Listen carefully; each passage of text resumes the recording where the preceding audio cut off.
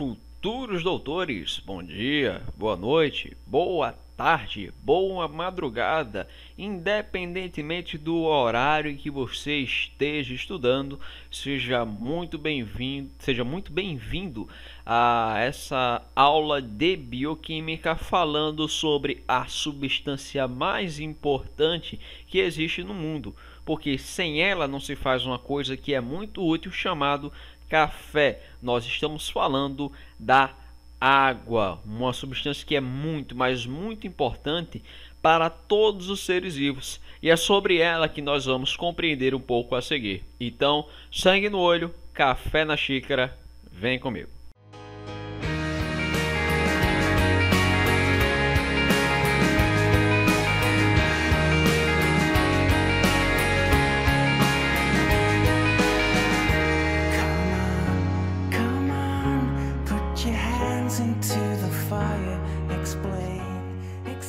Então, pessoal, estamos mais uma vez aqui para começar o moído novamente, dessa vez falando sobre ela, sobre a água. Então, a primeira coisa que nós vamos analisar, a gente vai fazer uma análise química da água a partir dos aspectos químicos. Primeiro, qual é a composição da água? Nós estamos carecas de saber que a água é o que? É H2O, com essa caligrafia linda, né? Mas aqui é o H2O, beleza. A água ela possui uma quantidade de 2 hidrogênios e de 1 oxigênio, certo? Ela tem uma massa molar aí de 18, certo? Então, em 1 mol de água tem 18 gramas. Isso aí é um cálculo da química, a gente não vai se ater a isso agora, certo? Então, a composição da água, 2 átomos de hidrogênio e 1 átomo de oxigênio. Essa conformação condiciona um tipo de geometria que a gente chama de geometria angular. Porque a gente tem a formação de uma geometria do tipo angular. Beleza. O oxigênio ele está na família 6A. Se ele está na família 6A da tabela periódica, significa que na camada de valência, ou seja, na última camada dele, ele vai ter justamente 6 elétrons, beleza? Então ele vai precisar de mais 2 elétrons para se estabilizar, tá? Então o que acontece? Quando ele se liga com o átomo de hidrogênio, o hidrogênio só tem um. Para ele é uma condição especial. Ele vai estabilizar com 2 elétrons. Então, quando eles fazem uma ligação, que é uma ligação do tipo covalente, certo? Entre o hidrogênio e o oxigênio, compartilhando esses elétrons que eu estou destacando aqui para vocês, ele acaba adquirindo uma configuração de cargas parciais. O hidrogênio fica com carga parcial positiva, enquanto que o oxigênio vai ficar com carga parcial negativa. Mas o que isso tem a ver com a geometria angular? As moléculas elas vão querer formar um ângulo no espaço em que tenha um maior grau de repulsão, de distanciamento de nuvens eletrônicas. Cada regiãozinha dessa que eu estou colocando aqui, grifando para vocês, é o que a gente chama de uma nuvem eletrônica. Então elas têm que estar o mais distanciadas possível. Então, a geometria angular se dá justamente pela repulsão dessas nuvens eletrônicas, certo? A partir da ligação covalente formada entre os átomos de hidrogênio e oxigênio, nós temos aí a formação de cargas parciais e então a forma da nossa molécula de água, né? Com um ângulo de 104,5 graus. Então, recapitulando, geometria angular, porque forma um ângulo de 104,5 graus. Ligação covalente entre o hidrogênio e o oxigênio. Aí vem a pergunta, por que essa ligação é a ligação do tipo covalente? O hidrogênio, ele está em que família da tabela periódica, pessoal? Família 1A, certo? Enquanto que o oxigênio ele vai estar em que família? Da família 6A, certo? Beleza. Família 6A, a gente diz que ele é um A-metal. E família 1A é uma família de metais. Porém, o hidrogênio, cuidado com isso, o hidrogênio, ele tem um comportamento ametálico. Tem até uma piadinha que diz o seguinte: o hidrogênio foi preso, ele ligou para quem? Para ninguém. Ele não tem família, ele está intrometido na família 1A. Mas ele tem um comportamento de ametal, certo? Ametal com ametal, eu faço a ligação do tipo covalente. E essas formações de cargas parciais, por que isso acontece? Note o seguinte, nós temos uma propriedade chamada de eletronegatividade, certo? O que acontece com a propriedade de eletronegatividade? É o quanto que um átomo quer receber um elétron, certo? O que vai acontecer? O oxigênio, ele é muito eletronegativo, ou seja, ele quer muito receber um elétron para ele estabilizar o seu octeto, beleza? Só que ele não pode roubar o único elétron que o hidrogênio tem, porque senão o hidrogênio vai sumir. Então o que ele faz? Eles dois compartilham, certo? Porém, o oxigênio, por ser justamente mais eletronegativo que o hidrogênio, ele tende a puxar esses elétrons que estão no hidrogênio, ele tende a puxar esses elétrons para a sua eletrosfera. Veja o seguinte, ele vai roubar esse elétron? Não, mas ele vai puxar para mais pertinho dele, certo? O elétron ainda é do hidrogênio, mas está mais próximo do oxigênio devido à sua eletronegatividade. Então, se eu afasto o elétron do hidrogênio, o hidrogênio adquire carga o quê? Positiva. E se eu aproximo o elétron do oxigênio, o oxigênio fica com carga negativa. Tá claro isso aí? Vamos lá, continuar? Beleza, aqui essa figura representa bem melhor essa condição da eletronegatividade. Eu tenho aqui os elétrons que estão no átomo de oxigênio. Note, família 6A, então ele vai ter que ter o quê? 6 elétrons na camada de valência, tá? 1, 2, 3, 4, 5, 6, beleza? E o hidrogênio só tem 1. Então o que vai acontecer? O oxigênio, ele vai atrair esse elétron mais para pertinho dele. Tá vendo só como esse elétron está mais para a eletrosfera do oxigênio? Recapitulando, por que forma carga negativa e carga positiva? Porque o oxigênio é um átomo eletronegativo, então ele pega esses elétrons dos hidrogênios e coloca para mais perto de sua eletrosfera, certo? Ou seja, a eletrosfera é o local onde há a maior possibilidade de eu encontrar elétrons. Então o oxigênio ele tende a atrair esses elétrons do hidrogênio para a sua eletrosfera, beleza? Se não entendeu, volta um pouquinho o vídeo até entender isso. Se ainda assim não entender, deixa a dúvida no comentário, tá? Você não pode assistir essa aula e ficar com dúvidas, beleza? Vamos continuar. Então, o que vocês notaram? Com certeza que na molécula de água eu tenho que o hidrogênio está ligado a um átomo eletronegativo chamado oxigênio. Beleza. Então, o que a gente nota? Beleza, o hidrogênio ele está ligado ao oxigênio, que é um átomo eletronegativo. Show de bola. As moléculas de água elas vão interagir entre si, formando o que a gente chama de pontes de hidrogênio, tá? Então, a ponte de hidrogênio é o que a gente chama de uma interação intermolecular. Cuidado, isso aqui não é uma ligação, tá? É uma interação. As moléculas interagem entre si, formando essas pontes de hidrogênio, certo? Então, o que eu tenho aqui? Eu tenho uma molécula de água ligada a 4 outras moléculas. Veja só, aqui eu tenho quem? O hidrogênio. O hidrogênio tem carga parcial positiva, então ele acaba sendo atraído por um oxigênio de uma outra molécula de água. Isso daqui é justamente a ligação ou a ponte de hidrogênio. Não é muito legal a gente chamar isso de ligação, porque trata-se de uma interação intermolecular, tá? Mas a princípio a ideia é essa, que é uma interação entre moléculas cujo um hidrogênio está ligado covalentemente a um átomo eletronegativo e acaba interagindo com outro átomo eletronegativo, tá? Então, acaba que esse hidrogênio dessa outra molécula de água vai interagir com o oxigênio dessa daqui e o mesmo acontece com as outras, tá? A partir disso daqui, eu posso dizer que essa molécula de água encontra-se no estado sólido. Por quê?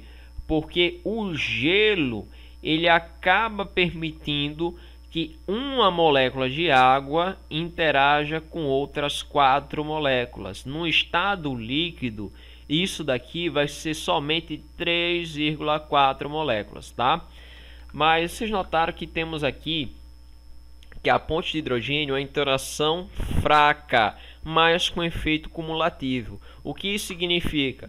Uma única ligação de hidrogênio é fraca, a única ponte de hidrogênio é fraca, mas a união faz a força, né? Como mostra essa figurazinha aqui. Eu tenho várias pontinhas de hidrogênio, só que elas não estão unidas. Então vem um peixezão aqui e quer comer a galera. Só que a galera se junta, se une e fica mais forte do que o peixãozinho aqui, ó. Certo? Então o efeito cumulativo é que uma ponte de hidrogênio sozinha é fraca, mas várias pontes de hidrogênio vão conferir todas as propriedades físicas da molécula de água, beleza? Então, prosseguindo. Onde é que a gente vai encontrar pontes de hidrogênio além de ser nas moléculas de água? Nós temos aí entre as bases nitrogenadas dos ácidos nucleicos. O que é um ácido nucleico? Eu tenho aqui um grupo fosfato, certo? Eu tenho um açúcar pentose e uma base nitrogenada. Se esse açúcar pentose for uma ribose, isso daqui é o que a gente chama de um nucleotídeo de RNA. Só que lá no DNA, isso daqui, ao invés de ser uma ribose, vai ser uma desoxirribose, que a gente vai entender por que ela se chama desoxi, tá?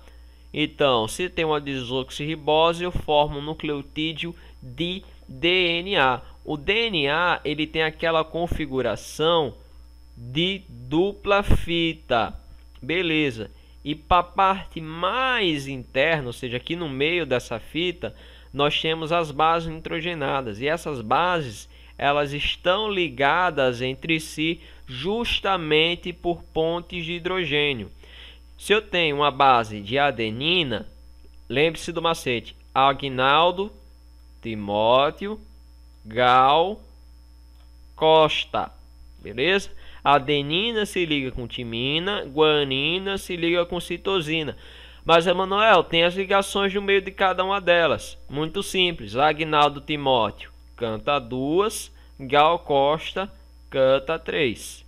Certo? Então, cada uma dessas ligações são justamente pontes de hidrogênio, tá? Como vocês podem verificar nessa outra imagem aqui. Somente pelas ligações, pela quantidade de pontes de hidrogênio formada, a gente pode dizer o que é, né? Então, guanina se liga a citosina, formando 3 pontes de hidrogênio, e a adenina se liga com timina, formando apenas 2. O que eu quero que vocês notem, batam o olho e já vejam. Nitrogênio também é um átomo eletronegativo. Eu tenho ponte de hidrogênio quando eu tenho oxigênio, nitrogênio e flúor, certo? Então, eu tenho um nitrogênio aqui e um hidrogênio está ligado a esse nitrogênio. Beleza, essa ligação é uma ligação do tipo covalente, tá? Então, um átomo de hidrogênio ligado covalentemente a um átomo eletronegativo interagindo com outro átomo eletronegativo. Isso é justamente o que a gente chama de ponte de hidrogênio. Eu vou marcar aqui todas as pontes de hidrogênio. Aqui eu tenho mais uma ponte de hidrogênio, aqui eu tenho uma outra ponte de hidrogênio, aqui eu tenho mais uma, aqui também mais uma e aqui também mais uma. Beleza? Tem mais moléculas, Emanuel? Com certeza. Deixa eu só apagar isso aqui para despolir um pouco mais esse slide. Claro que nós temos outras pontes de hidrogênio, tá? Então vamos analisar cada uma dessas aqui. Veja, entre a hidroxila de um álcool e a água, como é que a água interage com as outras moléculas? Justamente formando o que a gente conhece como sendo pontes de hidrogênio. Então, a molécula de água, ela interage com moléculas polares, por isso que ela tem aquela característica de solvente universal, formando pontes de hidrogênio, que a gente representa com esses três tracinhos iguais, tá? Então, aqui eu tenho uma ponte de hidrogênio, aqui tenho mais uma, aqui eu tenho mais uma, aqui também. Então, entre a hidroxila de um álcool e a água, entre a carbonila, o que é uma carbonila? Carbonila, que eu estou colocando em amarelo, é o C dupla O. Toda vez que eu tiver um C dupla O, eu tenho uma carbonila, tá? Então, entre a carbonila de uma função cetona e uma molécula de água, que isso daqui é justamente a parte química orgânica, entre os grupamentos peptídicos em polipeptídeos, grupamentos peptídicos, a gente vai aprender que para formar uma proteína a gente liga vários aminoácidos, tá? Então esses aminoácidos, eles vão ser ligados por uma ligação que a gente chama de ligação peptídica, e eles podem exercer mecanismos de atração entre eles, entre um peptídeo e um outro peptídeo, e formar pontes de hidrogênio para formar uma estrutura que a gente chama de estrutura secundária de uma proteína. Eu tenho a forma linear de aminoácidos e tenho as formas de estrutura secundária, como por exemplo uma forma helicoidal, certo? Também temos a estrutura terciária com formato tridimensional e a quaternária. Isso aí a gente vai compreender melhor na aula de proteínas, tá? E também, obviamente, entre as bases complementares do DNA, Agnaldo Timóteo Gal Costa, adenina com timina, guanina com citosina. Agnaldo Timóteo, adenina com tinina, canta 2, Gal Costa, guanina com citosina, canta 3. Fechou? Bora prosseguindo. Aqui a estrutura tridimensional de uma proteína, como a gente já tinha falado, ó, formato de hélice, e as pontes de hidrogênio exercendo mecanismos de atração para formar essa estrutura tridimensional. Então, um conceito aí de pontes de hidrogênio, trata-se de uma interação de dipolo que ocorre entre um hidrogênio que está covalentemente ligado a um átomo eletronegativo, oxigênio, nitrogênio ou flúor, com outro átomo eletronegativo, certo?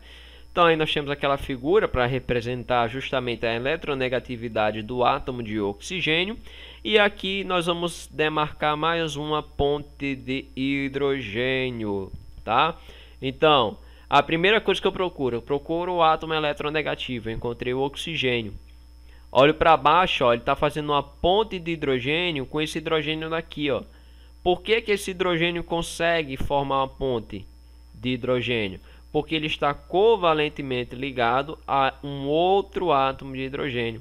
Note, eu tenho uma molécula de etanol interagindo com duas moléculas de água, certo? Então eu tenho uma ponte de hidrogênio aqui e outra ponte de hidrogênio aqui também, beleza? Então sempre olhe se o hidrogênio está covalentemente ligado a um átomo eletronegativo para poder formar a ponte de hidrogênio, fechou? Prosseguindo. Propriedades físicas. Primeira coisa que a gente tem que ter em mente é que as propriedades físicas são consequências das pontes de hidrogênio, tá? A água, ela é dita como sendo um solvente universal, a gente já explicou por quê. Porque a água, ela não tem a formação daquelas cargas parciais, o oxigênio ficando parcialmente negativo, enquanto que o átomo de hidrogênio fica positivo. Então, se ela tem essa configuração de oxigênio parcialmente negativo e de hidrogênio parcialmente positivo, nós temos que isso daqui é uma molécula que a gente diz como sendo uma molécula do tipo polar. Se ela é uma molécula polar, semelhante dissolve semelhante, ela acaba exercendo uma função de solvente para solutos polares. O que é um solvente? Solvente está sem... Eu tenho aqui uma solução, tá? Nessa solução eu tenho algo em maior quantidade e algo em menor quantidade. O que está em menor quantidade a gente chama de soluto. Soluto é o que? Quem vai ser dissolvido. Então a gente chama de soluto. E o solvente? Solvente é quem dissolve. A água, por exemplo, é o solvente universal, porque ela é polar e consegue dissolver um grande número de substâncias, tá? Então aí nós temos aí a representação justamente da solução. Eu tenho cloreto de sódio, NaCl, mais água. Quando eu misturo esses dois, ele vai se dissolver em água e formar uma solução que tem um aspecto que a gente diz que é um aspecto homogêneo. Por que homogêneo? Porque a gente só consegue enxergar uma única fase, ou seja, só tem uma coisinha aqui. Aparentemente, quando a gente sabe que tem aqui o cloreto de sódio, está presente justamente nessa solução salina aqui de água, tá? Em uma solução homogênea. Se eu for escrever tudo, vai demorar. Beleza. Então, só apagar aqui, hein? Beleza. O que nós temos aqui? Justamente essa representação de como se formam essas soluções, tá? Então, o cloreto de sódio, sal de cozinha, ele em solução aquosa acaba tendo seus íons separados. Por quê? Como é que ocorre a dissociação do cloreto de sódio? Eu tenho aqui NaCl. Em presença de água, ele forma Na mais Cl menos. É a química que explica por quê. Então, quando eu tenho a formação dessas cargas, eu tenho uma condutividade elétrica. Água pura não conduz eletricidade. Por quê? Porque ela é um composto covalente. Se é covalente, então não tem essa carga real para poder conduzir eletricidade, beleza? Então, continuando.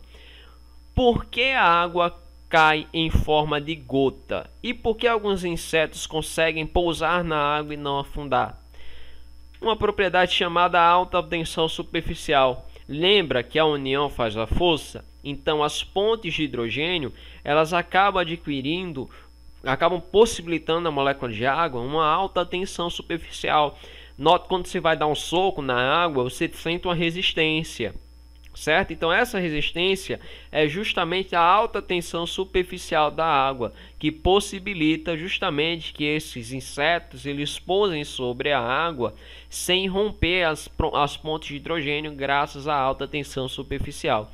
Então, se você está em uma plataforma de petróleo, de repente acontece alguma coisa que você tenha que pular dessa plataforma que tem uns 10 metros de altura em relação ao oceano, pule com as perninhas bem juntinhas, que você vai fraturar aí o fêmur, vai quebrar um pé, algumas costelas, mas acredite que você vai sobreviver, certo? Elevado calor específico. O que é um calor específico? É uma quantidade de energia que eu vou fornecer a um sistema para ele aumentar a temperatura em 1 grau Celsius. As pontes de hidrogênio, elas deixam as moléculas de água muito coesas. Então, para que eu consiga aumentar a temperatura da água, vai ser necessário que eu acabe fornecendo mais energia ao sistema para romper, para agitar mais essas moléculas e impedir que elas fiquem formando pontes de hidrogênio, tá? Isso é uma característica muito importante para os seres vivos, tá, pessoal? Então, aqui a gente vai fazer algumas comparações em relação ao ponto de ebulição de algumas substâncias que são solventes. Por exemplo, a acetona, cujo nome químico é propanona, ela tem um ponto de ebulição de 56 graus Celsius. O etanol de 78,37, enquanto que a água ela tem um ponto de ebulição de 100 graus Celsius. Ela congela somente a 0 grau. E ainda tem um congelamento anômalo para a molécula de água, certo? Então, justamente essa característica de alta tensão superficial e principalmente o do alto calor específico torna a água uma substância muito importante para os organismos homeotérmicos. Que é um organismo homeotérmico? É aquele que mantém a sua temperatura. O ser humano tem uma temperatura média de 36,5 graus. Mas como é que a gente consegue manter essa temperatura? Justamente graças à água, porque ela é responsável pela manutenção de um equilíbrio dentro dos organismos, que a gente chama de homeostase. Em relação ao congelamento da água, a gente vive dizendo que o gelo é menos denso que a água, por isso que ele boia. O que significa que o gelo consegue concentrar mais massa em um espaço bem pequenininho. Isso é consequência do quê? Justamente do fato de que as moléculas de água, quando estão em seu estado sólido, uma molécula consegue interagir com 4, enquanto que no estado líquido uma molécula interage com 3,4 moléculas de água, beleza? E aqui é só a fórmula de física para vocês lembrarem da fórmula de densidade. Densidade é igual a massa dividido pelo volume. Então aí temos aí uma representação de um iceberg. Note que esse iceberg ele é bem grandinho, mas em relação à quantidade de matéria, aqui eu tenho muita matéria. Se isso daqui fosse tudo água, acho que já dá para fechar isso aqui, viu? Com certeza, beleza? Então, pessoal, por hoje é só. Vocês têm que somente revisar alguns pontos, como por exemplo, quais as propriedades químicas da água, certo? Quais são os tipos de ligação, as composições, a geometria, a conformação dessas moléculas, as propriedades físicas e como essas propriedades físicas vão influenciar nos sistemas biológicos. Note que a gente acabou de comentar sobre a questão da homeostase. Então, será que existem outras características? A quantidade de água em um ser vivo varia ao longo de sua idade? A água ela também age como um solvente universal. Qual a importância da água ser um solvente para os organismos vivos? E por último, que são pontes de hidrogênio e aonde podem ser encontradas dentro de sistemas biológicos. Beleza, galera? Então, por hoje é só. Alguma dúvida? Só deixar aí nos comentários. Espero que essa aula tenha sido útil para vocês. Sangue no olho, café na xícara. Se estudou, aula dada é aula estudada hoje. Parte para o abraço, vai tirar 10 em bioquímica, vai acertar qualquer questão de água que você encontrar na sua vida. Um grande abraço e vejo vocês na próxima aula. Valeu, até mais.